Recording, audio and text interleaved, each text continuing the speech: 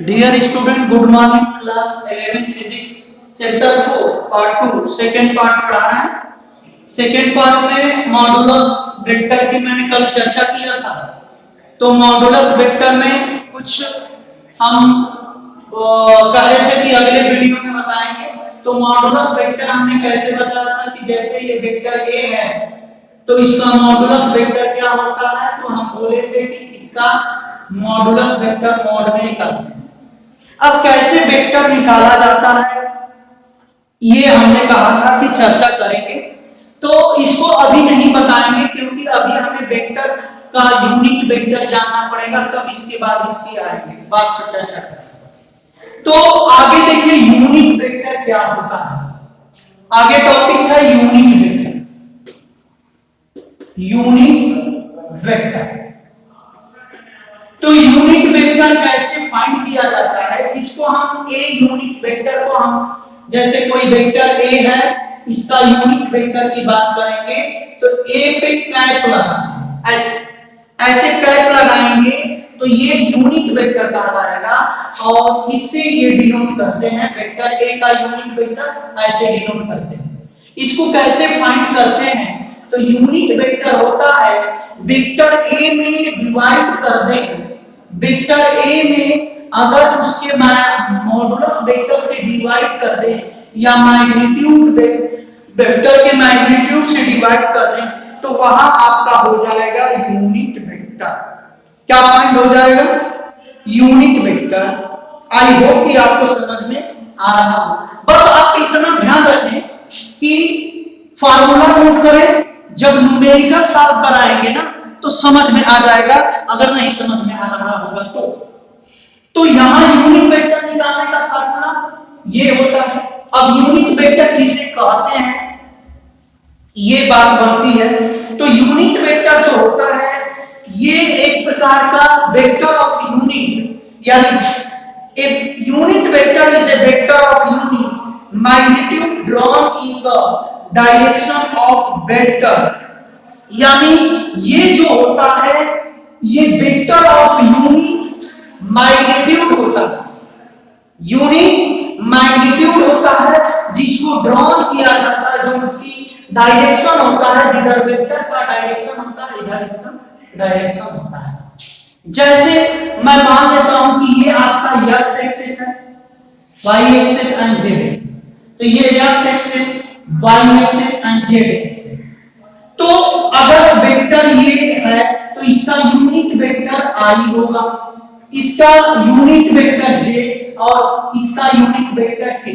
इस पे क्या करेंगे? कैप लगाएंगे। ये कैप लगाएंगे तो यूनिट वेक्टर पे कैप लगाते हैं। जैसे x एक्सिस का यूनिट वेक्टर i होगा, y एक्सिस का यूनिट वेक्टर j होगा और z एक्सिस का यूनिट वेक्टर क्या होगा? k होगा। ये आप नोट कर ले, दिमाग में रख। तो ये स्क्रीनशॉट ले सकते हैं, डिफिनीशन लिख लीजिए। और unit vector is a vector of unit, और unit vector is a vector of unit magnitude drawn in the direction of given vector, in the direction of given vector। ये फार्मूला नोट कर ले, ये figure बना ले। ये i unit vector है x axis को, ये y, ये j और ये k। अगर एक बात समझो ध्यान से, अगर मेरे पास कोई पॉइंट है, मैंने कोई पॉइंट ले लिया, ये मान लेता हूं ए पॉइंट, तो ए पॉइंट का कोऑर्डिनेट होगा। जैसे आपने पढ़ा है 2 डायमेंशन में ए पॉइंट का कोऑर्डिनेट x, y पढ़ा, आपने पढ़े होंगे। लेकिन यहां 3 डायमेंशन है तो x, y, z इसका क्या होगा? पॉइंट होगा। ठीक। अब इस पॉइंट को अगर मैं वेक्टर के रूप में लिखूं तो यहां से इसको वेक्टर का फॉर्म दिखाना पड़ेगा। ये O है तो O A जो होगा वो वेक्टर होगा। कैसा वेक्टर होगा? तो कैसे लिखेंगे?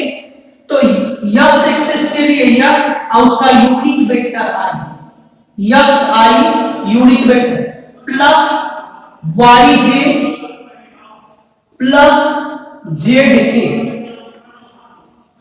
ठीक। ये तो ये क्या हुआ, आई यूनिट वेक्टर है, जे के यूनिट वेक्टर है। ये आपका एक्स क्या है, यू मैग्नीट्यूड है, ठीक। वाई क्या है, मैग्नीट्यूड है, यानी पॉइंट का कोऑर्डिनेट पॉइंट। बात समझ में आ रही है, ठीक। ये जेड क्या है, आपका जेड एक्सिस का पॉइंट है, जेड एक्सिस से कितनी दूरी पे है वो पॉइंट है मैग्नीट्यूड। तो ये हो गया हमारा, हमने पढ़ा था क्या ये, तो हमने वेक्टर ये हमने इस पॉइंट ए को हमने वेक्टर में कन्वर्ट कर दिया, ये हमारा हो गया वेक्टर फॉर्म। इस पॉइंट का वेक्टर फॉर्म में हमने लिख लिया, तो नोट कर लें। वेक्टर फॉर्म में लिखते हैं तो हरदम याद रखेंगे उसका यूनिट वेक्टर लिखेंगे, एक्स का यूनिट वेक्टर, एक्स एक्सिस का यूनिट वेक्टर, वाई एक्सिस का यूनिट वेक्टर जेड और के एक्सिस का यूनिट वेक्टर ये। तो ये हो गया यूनिट वेक्टर, ठीक। अब इसके बाद यूनिट वेक्टर के बाद fixed vector, fixed vector F I x E D vector, fixed vector क्या होता है इसको समझो। फिक्स्ड वेक्टर उसे कहते हैं जिसका एक पॉइंट फिक्स हो, यानी a vector whose initial point, अब वो कौन सा पॉइंट होना चाहिए, इनिशियल पॉइंट होना चाहिए। यानी कहने का मतलब कि ये वेक्टर है, इसका इनिशियल पॉइंट ये होगा, फाइनल पॉइंट ये होगा। ये इनिशियल पॉइंट अगर फिक्स है तो उसे हम कहेंगे फिक्स्ड वेक्टर। क्या कहेंगे, फिक्स्ड वेक्टर। तो ऐसे वेक्टर जिसके इनिशियल पॉइंट फिक्स हो उसको हम फिक्स्ड वेक्टर कहेंगे। तो नोट कर लें, the vector whose initial point, the vector whose initial point और फिक्स्ड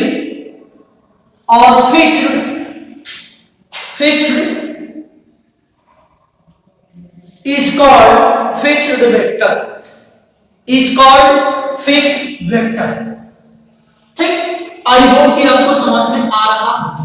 अब चलते हैं फ्री वेक्टर। फ्री वेक्टर किसे कहते हैं, नाम से ही समझ सकते हैं, फ्री वेक्टर को फ्री हो गया होगा तभी तो कहा गया होगा फ्री वेक्टर। तो फ्री वेक्टर ध्यान से देखिए क्या होगा, ऐसा वेक्टर जिसका इनिशियल पॉइंट फिक्स ना हो, क्या हो, इनिशियल पॉइंट फिक्स ना हो। ये अगर इनिशियल पॉइंट इसका फिक्स नहीं होता है तो उसको हम कहेंगे फ्री वेक्टर। तो नोट कर लें, a vector whose initial point is not fixed is called free vector। Collinear vector समझते हैं, हेडिंग डालेंगे कोलिनियर। कोलिनियर वेक्टर किसे कहते हैं, नाम से ही समझ रहे होंगे कोलिनियर वेक्टर, क्योंकि आप कोलिनियर पढ़े हैं क्लास 10, ठीक। तो हेडिंग डालीजिए कोलिनियर।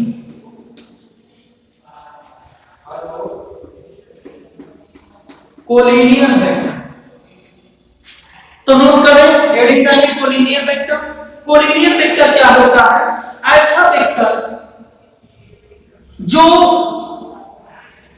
या तो पैरेलल हो या फिर एक ही लाइन में हो, तो उसको हम कोलिनियर वेक्टर कहेंगे।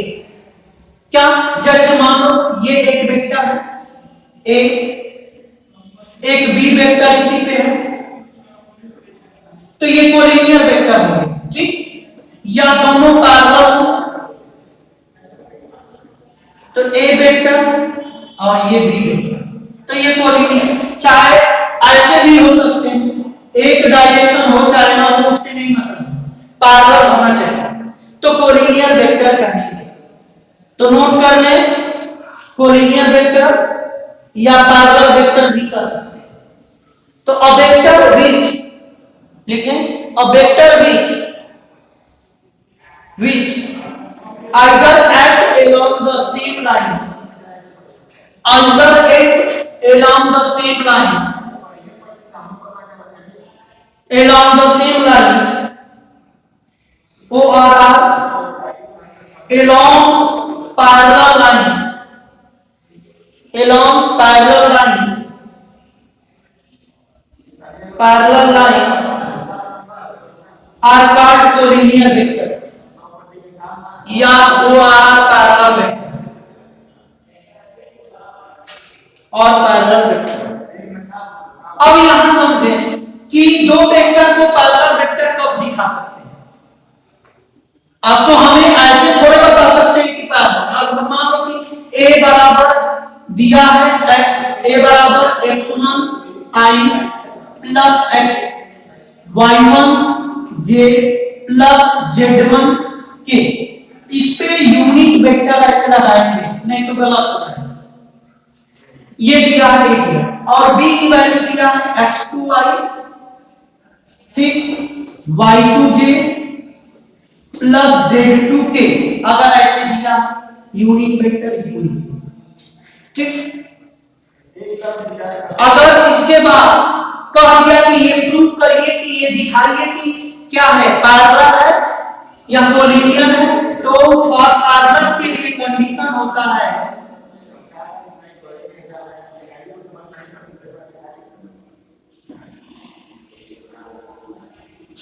पैरेलल के लिए अगर वेक्टर a, ठीक, अगर vector a m times vector b के हो गया तो वो पैरेलल वेक्टर है। m टाइम्स m कुछ भी नंबर हो सकता है, ठीक, m की वैल्यू कुछ भी हो सकती है, रियल नंबर चाहे जो भी, तो रियल नंबर।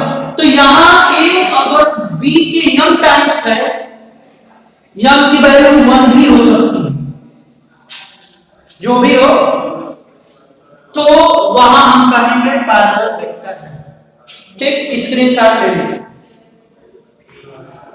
हट जाओ, ठीक। तो ये हो गया आपका कोलिनियर वेक्टर और पैरेलल।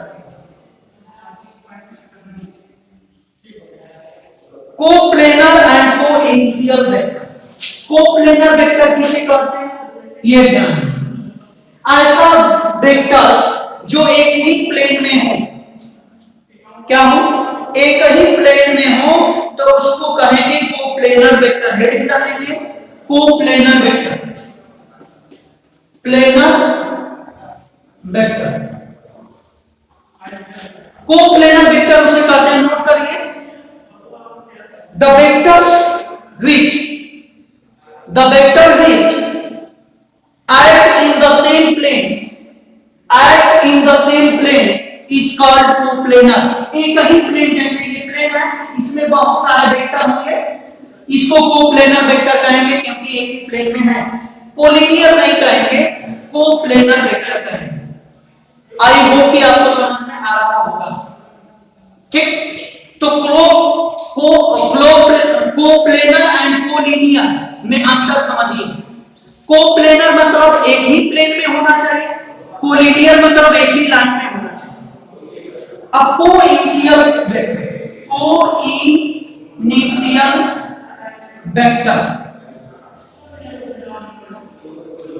कोइनिशियल वेक्टर किसे कहते हैं, इसको समझते हैं। यानी ऐसा वेक्टर जिसका इनिशियल पॉइंट एक ही जगह से निकला, एक ही, उसको बोलेंगे कोइनिशियल वेक्टर। तो नोट कर लें, द वेक्टर्स व्हिच है same initial point, the vectors which है same initial points is called coinitial vector. Last जो है कोटर्मिनल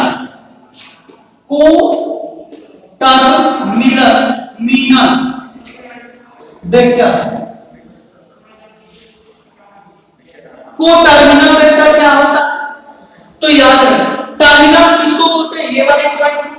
अगर बहुत सारे वेक्टर का टर्मिनल पॉइंट एक जगह मिलते हैं जैसे ये,